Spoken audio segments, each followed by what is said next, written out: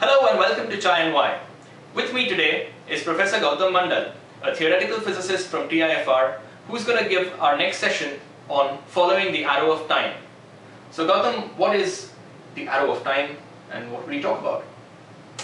Okay, so the arrow of time is something that we're familiar with in everyday life. Like you take a cup of hot tea, it gets cold. Okay, it never so happens that you take a cup of hot tea and it takes heat from the atmosphere and it gets hotter. Okay, we have people growing older and they don't get any younger unless you're of course Mr. Button. So these are things which we are familiar with, and nobody ever thinks that there is something wrong with them.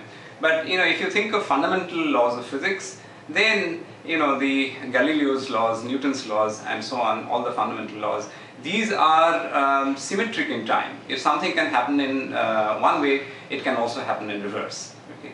But so basically, all these things like the cup of hot tea getting cold, and things mixing with each other, things going to equilibrium.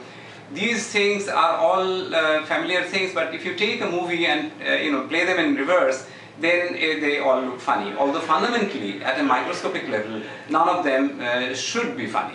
So what is going on? There seems to be a conflict, okay, between the fundamental physics and physics of everyday life, as well as we have these arrows of life in the physics of black holes, in the physics of the universe, which is cosmology, and so on. And there are even interesting relations between these arrows of time. Sometimes you explain one arrow of time using another arrow of time and make an interconnection which has formed a very interesting new area of development in fundamental physics. So that's what I'm going to explain, try to explain to you, and please come and find out.